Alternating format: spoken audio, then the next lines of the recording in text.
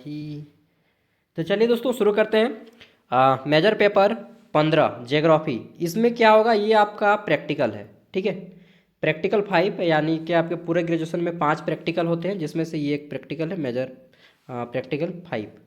इसमें आपको फिजिकल सर्वे का प्रैक्टिकल बनाना है, फिजिकल सर्वे का प्रैक्टिकल। ठीक है, पहले मैं दिखा देता हूँ ये जो प्रैक्टिकल होगा आपका कितने नंबर का होगा। तो प्रैक्टिकल जो है आपका यहाँ पे 100 नंबर का है, और इसमें से 100 में से आपको 40 नंबर लाना है। ये देखिए कितना नंबर का है प्रैक्टिकल, 100 नंबर का। 100 में आपको 40 नंबर लाएंगे तो पास हो जाएंगे। इसमें जो रहेगा देखिए, डिस्ट्रीब्यूशन ऑफ मार्क्स किया गया है।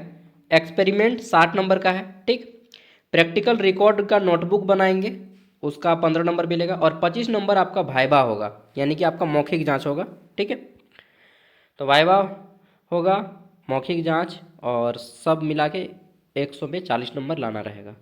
इसमें क्या क्या से क्वेश्चन आएंगे और कहाँ से नोट बनाना है सब देख लीजिए, तो मैं दूंगा भी इसी वीडियो में। यूनिट 1, ठीक, फिर है यूनिट 2, फिर यूनिट 3 एंड यूनिट 4।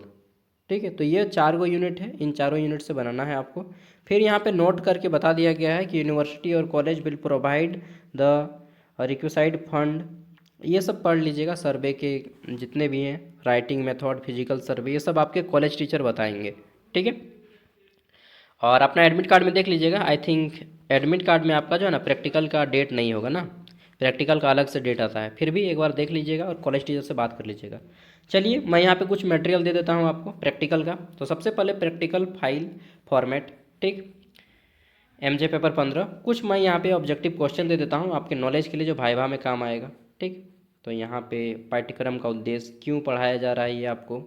तो इस पाठ्यक्रम का जो उद्देश्य है, मुख्य उद्देश्य है विद्यार्थियों को कक्षा से बाहर, यानी कि किताबी ज्ञान से बाहर, ठीक है, वास्तविक रियल लाइफ में भौगोलिक क्षेत्र, यानी कि जो फिजिकल आपका ज़मीन है, ठीक है, क्षेत्र में ले जाकर, फिजिकल दुनिया में ले जाकर, ठीक है, वास्तविक दुनिया में भू आकृति, यानी कि ज़मीन की नाप जोख, ठीक है, और जितना भी प्रत्यक्ष कराना होता है, इन सब के अंतर्गत यह प्रैक्टिकल आधारित है।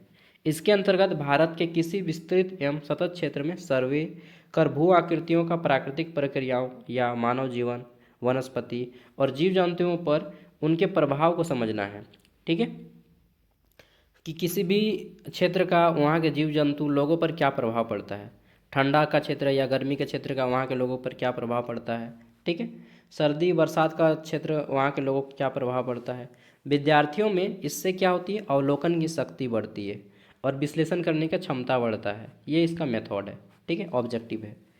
अब देखिए यहाँ पे अगला आ जाता है हमारा लर्निंग आउटकम्स। इसमें आप क्या सीखेंगे, हिंदी इंग्लिश दोनों में बताया गया है।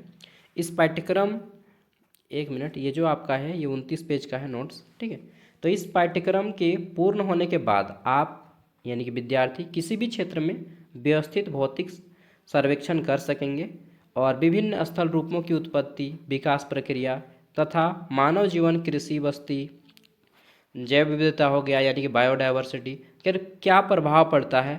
ठीक है, इन सब को जानेंगे। और साथ ही साथ विद्यार्थी फील्ड स्टडी एवं रिपोर्ट लेखन में दक्षता प्राप्त करेंगे, यानी कि आप स्किल्ड हो जाएंगे फील्ड वर्क में। यूनिट 1 देखिए, तो यहाँ पे आ जाता है यूनिट 1 में चयनित क्षेत्र की प्रमुख भौतिक विशेषताओं का अध्ययन करना है तथा फोटोग्राफिक सीट पर प्रमुख स्थल रूपों की पहचान करनी है। ठीक है, फिर यहाँ पे आ जाता है चयनित क्षेत्र के सर्वेक्षण हेतु सर्वप्रथम फोटोग्राफिक सीट का अध्ययन करा जाता है।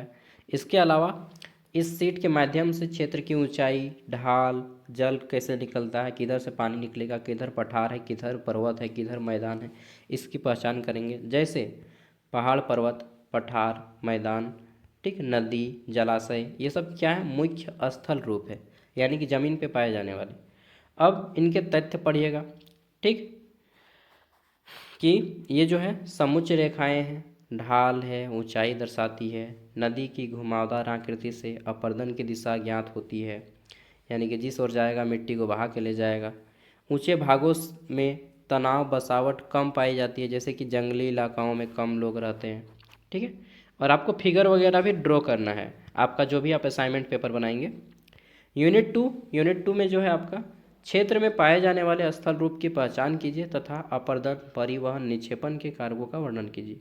ये मैं बस अपनी ओर से दिखा रहा हूँ, ठीक है। आपको कॉलेज के टीचर से बात करके जिस तरह से आप सेमेस्टर 4 में बनाए थे उसी तरह से इसमें भी करना है, ठीक है।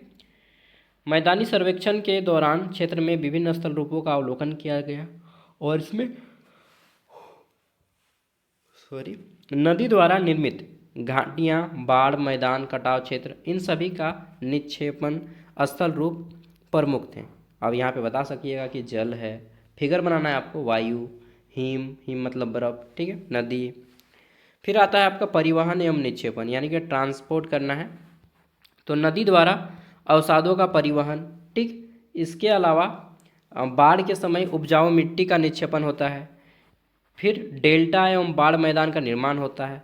इम्पोर्टेंट क्या है यहाँ पे, तो कृषि भूमि का विकास होता है, भूमि कटाव की समस्या, ठीक, और मानव बस्तियों पर प्रभाव पड़ता है, बीमारियाँ भी आ जाती हैं जब कई बार बाढ़ आता है तो। नेक्स्ट यूनिट 3 आता है, चयनित क्षेत्र की जैव विविधता का वर्गीकरण कीजिए और वनस्पति एवं जीव जंतु के बारे में ये मतलब उसके संदर्भ में करना है। देखिए, तो क्षेत्र की जैव विविधता का अध्ययन करते समय वनस्पति एवं जीव जंतुओं का पृथक वर्गीकरण किया गया। इसमें वनस्पति यानी कि फ्लोरा, देखिए यहाँ पे वृक्ष में आप देख सकते हैं अलग अलग वृक्ष का नाम, ठीक है, नीम हो गया, पीपल हो गया, साल हो गया, बरगद हो गया, ठीक है। फसलें दे दीजिएगा, धान, गेहूँ, चावल, सरसों, मूंग, अरहर, ठीक है। झाड़ियाँ एवं घास दे दीजिएगा, बांस दे दीजिएगा, घास, ठीक है। फ्लोरा, उसके बाद फौना, फौना में जीव जंतु आएंगे, फ्लोरा मतलब वनस्पति, फौना मतलब जीव जंतु, ठीक है। तो फौना में पालतू पशु, गाय, भैंस। फिर जंगली जीव जैसे बंदर, हिरन, बाघ, लोमड़ी, ठीक, सब दे दीजिएगा। पक्षी में दे दीजिएगा गौरैया, मोर, भारत के राष्ट्रीय पक्षी है भाई, कबूतर, कबूतर जा जा जा, कबूतर जा जा, प्रोनाउन अभी है ना। पारिस्थितिकी संतुलन, मानव जीवन का आधार, महत्व क्या है, बायोडाइवर्सिटी का, तो पारिस्थितिकी संतुलन है, मानव जीवन का आधार है, कृषि और वनस्पति संसाधन। एक मैं जस्ट आपको एग्जांपल दे रहा हूँ, आइडिया दे रहा हूँ, थोड़ा सा नॉलेज दे रहा हूँ, ठीक है, बाकी तो आप खुद एक्सपर्ट है जी। मरुस्थल रूप, वनस्पति, जीव जंतु एवं मानव जीवन के पारस्परिक संबंध का अध्ययन करना है। तो observe relationship between land forms, flora, fauna and land use, settlement and life style, okay. तो यहाँ पे पाया जाता है कि ये जो क्षेत्र है आपका, ठीक है, इसमें क्षेत्र में पाए जाने वाले स्थल रूप जिसमें बता दीजिएगा, ठीक, जीवन के प्रत्यक्ष रूप से प्रभावित करते हैं। जैसे कि मैदानी क्षेत्र में आपको सघन बसावट मिलती है कि मैदान के एरिया में ज़्यादा लोग रहते हैं, जहाँ पे कृषि ज़्यादा होती है, ठीक, जबकि पहाड़ी भागों में कम लोग पाए जाते हैं, रेगिस्तान के एरिया में कम पाए जाते हैं, ठीक है।